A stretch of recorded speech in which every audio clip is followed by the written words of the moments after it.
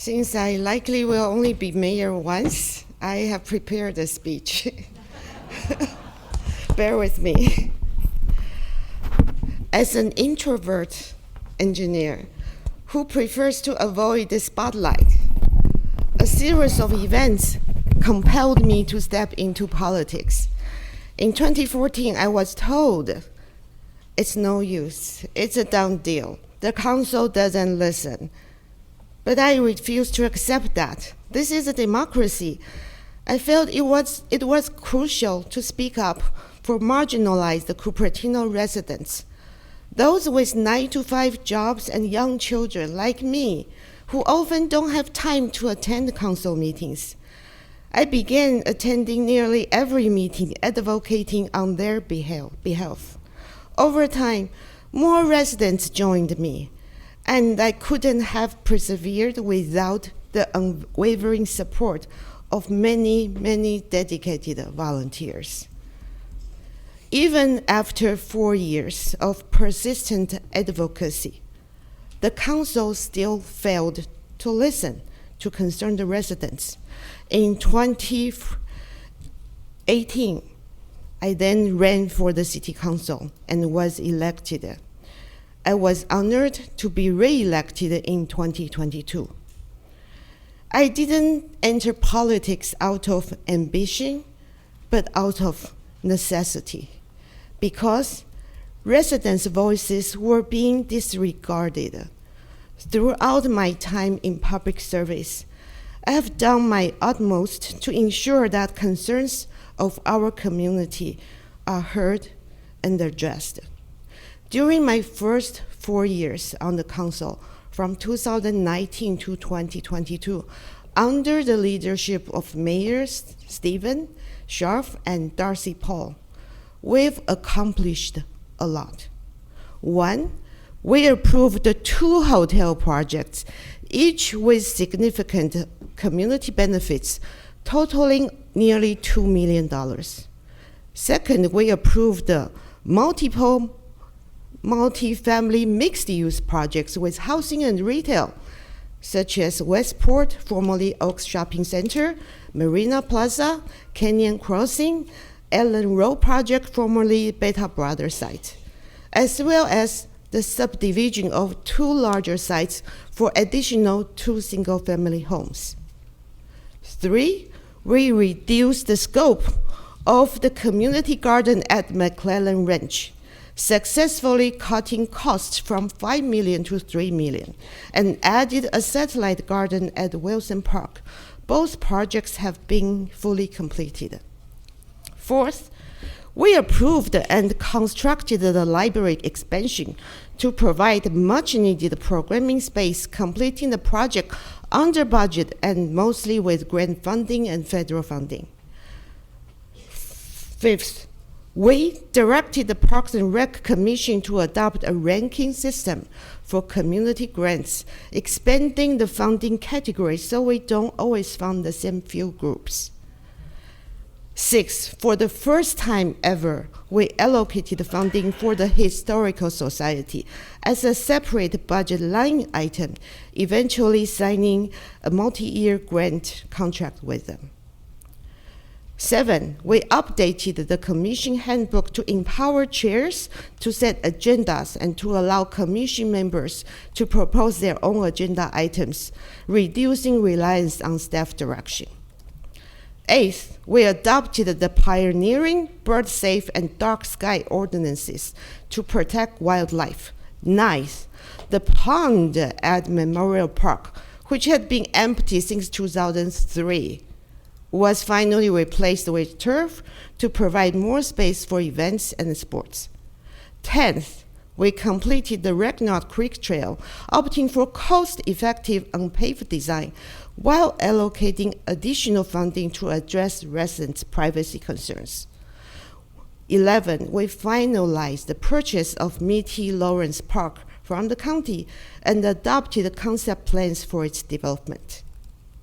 12th, we finished the design of all-inclusive playground at Joliman Park with partial funding from the county.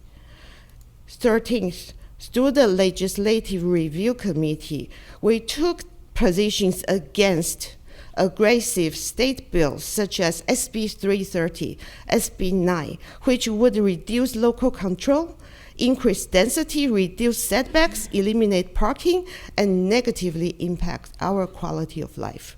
14th, working closely with our state legislators, we submitted funding requests and received funding to expand Hopper rideshare service and funding to repair our aging bridges. 15th, the Hopper, formerly Cupertino Via, was launched in 2019.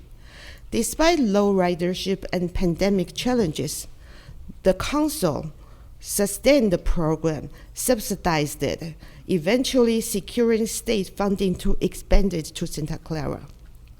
16th, we retained a top environmental firm to hold Lehigh Cement accountable for its pollution and to provide critical feedback on their expansion plans, playing an important role in their decision to shut down.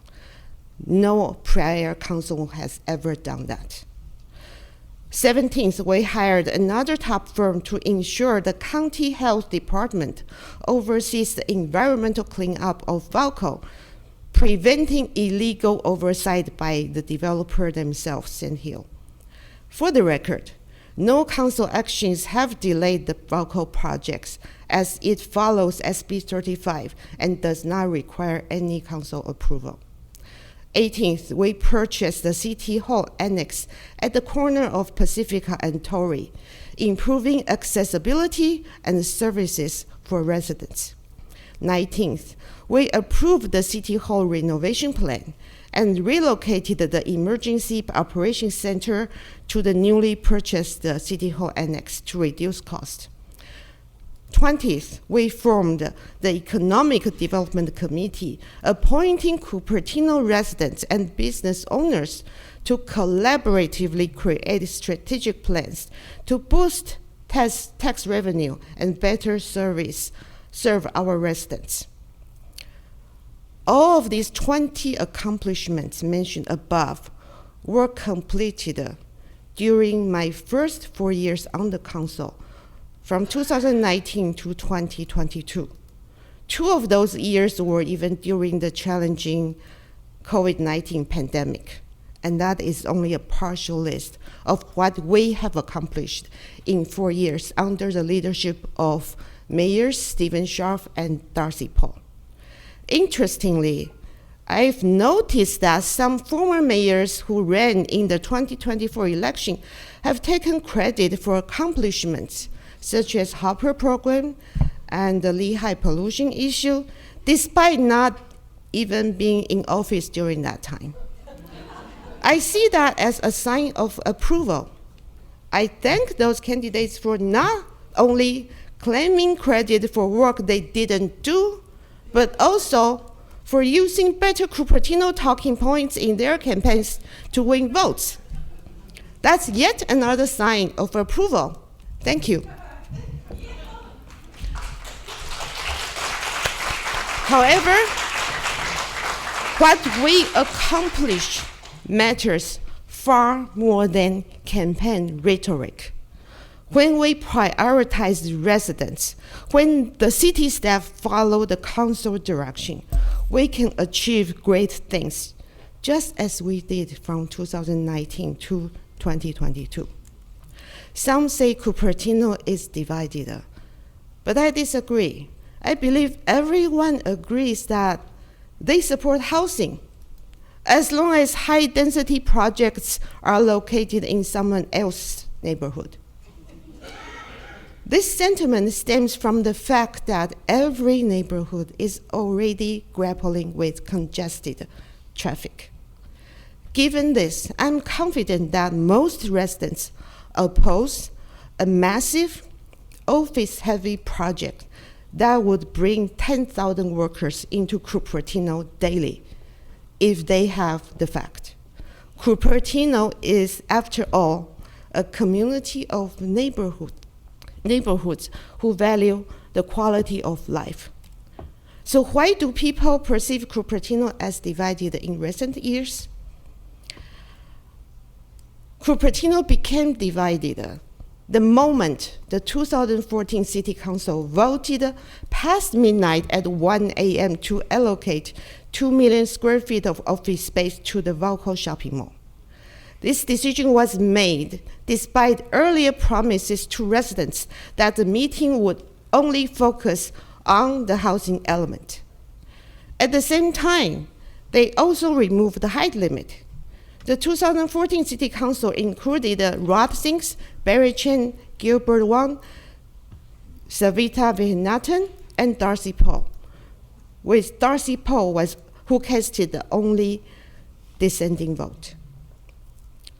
Through each revision, the 1.2 million square feet of retail space at Vauxhall Shopping Mall was progressively reduced to 600,000 square foot, and then to 400,000 square foot, and then finally to just 295,000 square foot, roughly the size of the former Macy at Vauxhall Shopping Mall. Division in Cupertino was deepened in 2017 when the then City Council refused to restore height limit at Vauxhall or remove the massive office allocation, even after learning that SB 35 would strip the council of any decision-making authority. Former council members from 2014 to 2018 continued to promote the office-heavy Vauxhall project as a solution for revitalizing retail, disregarding the significant traffic impacts and worsening office-to-housing balance, which further deepened the divisions within the community. Cupertino will remain divided. If some council members continue to say one thing to residents while doing another, for example, advocating for a massive office-heavy project under the pretense of creating a downtown for Cupertino, all while claiming quality of life is a priority. Moving forward, I hope all Cupertino Council members will do what we say and earn the trust of Cupertino residents when we campaign and when we are in office.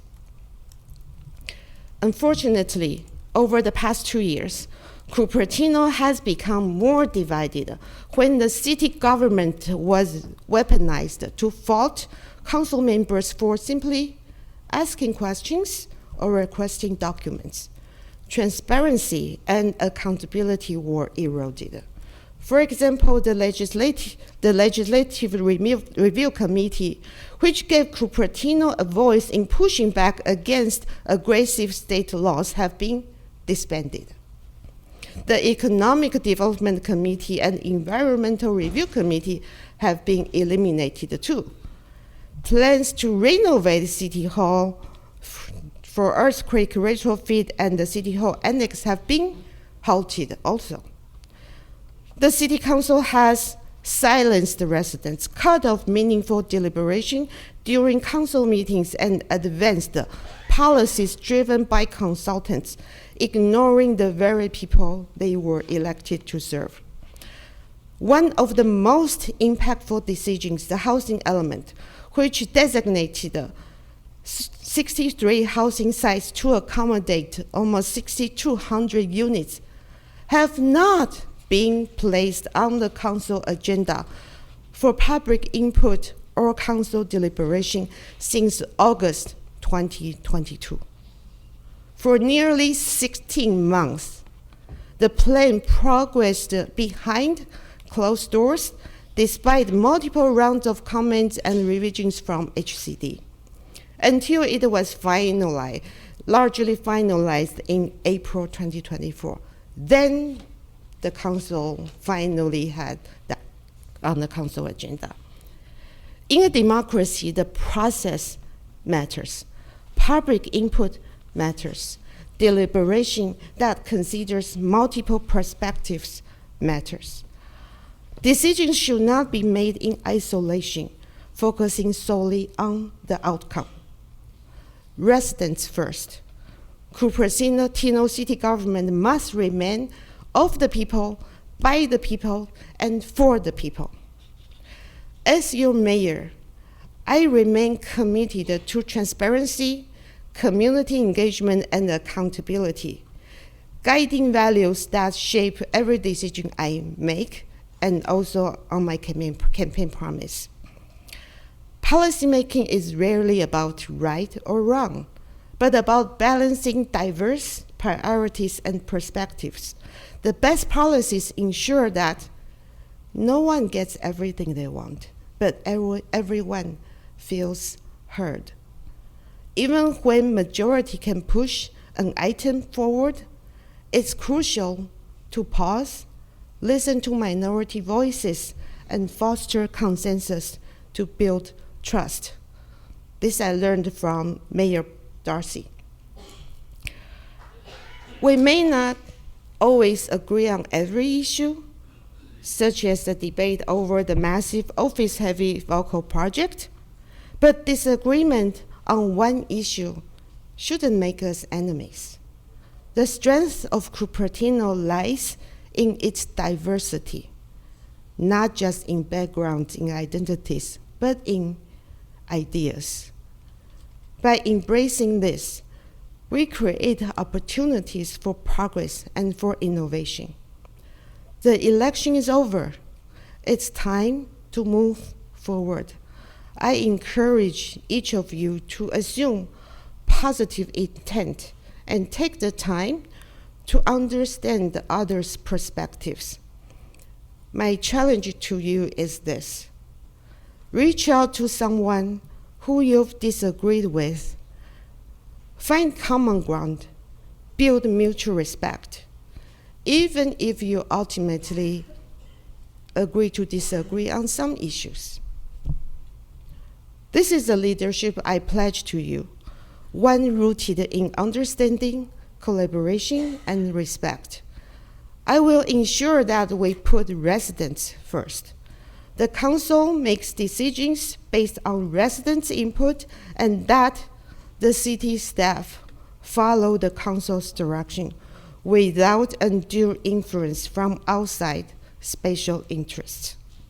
Together, let's build a Cupertino where our government embodies the spirit of our people through genuine transparency, proactive community engagement, and unwavering accountability. Thank you all.